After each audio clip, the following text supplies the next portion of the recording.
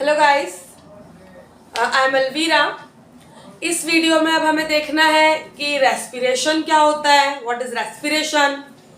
Last video में हमने digestion को कंप्लीट किया था कि डाइजेशन क्या होता है, तो पूरा टॉप टू बॉटम की डाइजेशन की प्रोसेस कैसे होती है ये मैंने आपको बताया था।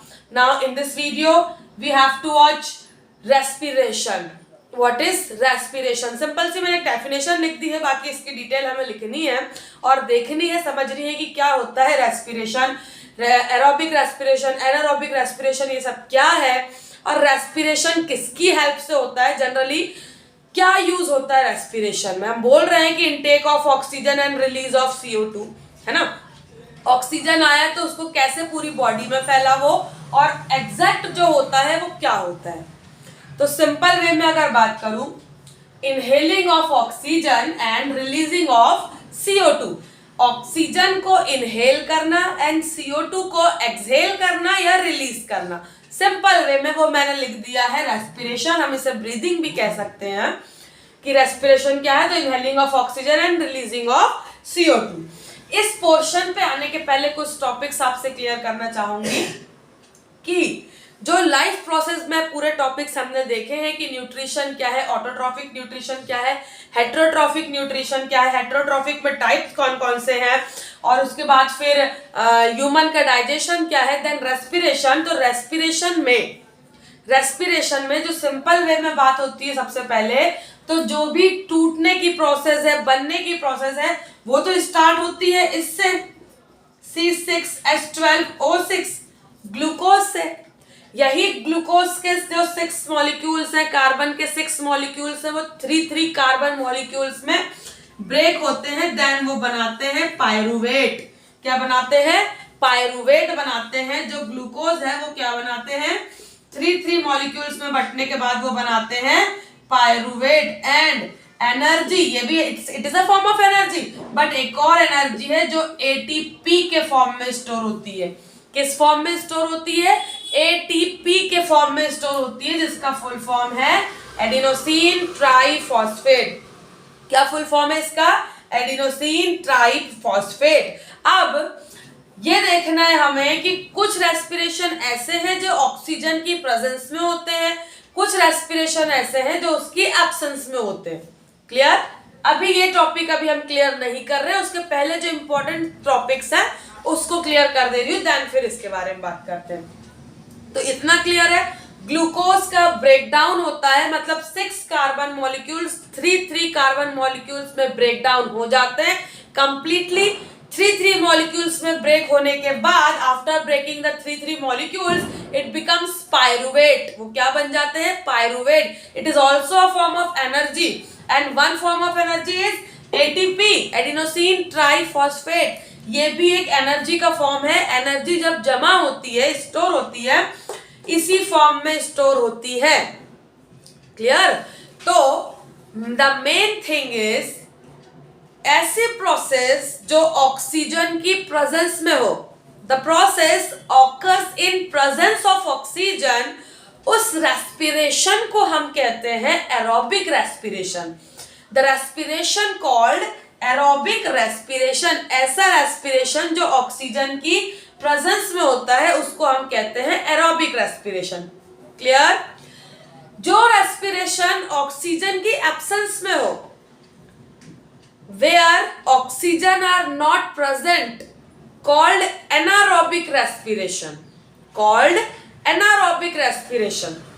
अब बताएं कि कौन सा ऐसा रेस्पिरेशन होगा जिसमें ऑक्सीजन जरूरी नहीं है। ऑक्सीजन, आपने ईस्ट का नाम तो सुना ही होगा, एक यूनिसेल्युलर ऑर्गेनिज्म है ना। वो ऑक्सीजन के साथ रहता ही, मतलब उसे ऑक्सीजन पसंद ही नहीं है। वो एनारोबिकली रिप्रोड्यूस होता है, एनारोबिकली रेस्पिरेट करता है, मतलब उसको ऑक्सीजन पसंद ही नहीं है। लेकिन वो एक बहुत ही यूजफुल ऑर्गेनिज्म है, बहुत यूजफुल ऑर्गेनिज्म है। East it is a type of fungus, है ना। ईस्ट को बहुत अच्छे से यूज भी किया जाता है, मेडिसिन के तौर पे, चाहे ब्रेड बनाने के तौर पे या अदर कोई भी प्रोडक्ट बनाने के तौर पे हम ईस्ट का यूज करते हैं, और वो एनारोबिकली रेस्पिरेट करता है। क्लियर है? और हमें तो पता है हम तो एरोबिक रेस्पिरेशन वाले हैं, बिना ऑक्सीजन के तो हमारा कुछ होना ही नहीं है। तो ये एक मोस्ट इंपॉर्टेंट टॉपिक है, aerobic respiration and anaerobic respiration. इसमें डिफरेंस आता ही आता है, difference between aerobic and anaerobic respiration. ठीक है, इसमें हमें 4 to 5 पॉइंट्स क्लियर करने होते हैं कि 4 to 5 पॉइंट्स क्या हैं। अगर ये डिटेल में आए तो हमें 4 to 5 पॉइंट्स इसमें लिखने पड़ते हैं। ठीक है, अब अगर हमारी बॉडी में ऑक्सीजन की कमी हो जाए, if the deficiency occurs in our body, then what happen, क्या होगा? जब हमारी बॉडी में ऑक्सीजन की डेफिशिएंसी हो जाती है, अब थोड़ा सा यहाँ पे ध्यान देना, जब हमारी बॉडी में ऑक्सीजन की कमी हो जाती है, आपने नोटिस किया होगा हम जब भी रनिंग करके आते हैं या कुछ हैवी वर्क करके आते हैं तो हम हांफने लगते हैं, है ना? क्यों हांफते हैं? क्योंकि ऑक्सीजन की सप्लाई प्रॉपरली नहीं हो पाती है। और कई बार फिर हमें अचानक से स्नीज हो जाता है, कभी कफ हो जाता है, कभी ठसके लग जाते हैं, होता है। तो कई बार कुछ सौर, कुछ खट्टी सी चीजें मुंह में आ जाती हैं, होता है कई बार। तो ये क्यों हो रहा है? क्योंकि ऑक्सीजन की डेफिशिएंसी के कारण, because of the deficiency of oxygen, ethanol will generate. क्या जनरेट होगा? इथेनॉल जनरेट होगा, है ना? इथेनॉल जनरेट होगा। अब यहाँ पे आप इस डायग्राम को देखिए, ग्लूकोज किसकी प्रेजेंस में ब्रेक डाउन हो रहा है? तो साइटोप्लाज्म की प्रेजेंस में क्या बना रहा है? तो पायरूवेट बना रहा है। अब कुछ स्टेप्स है यहाँ पे।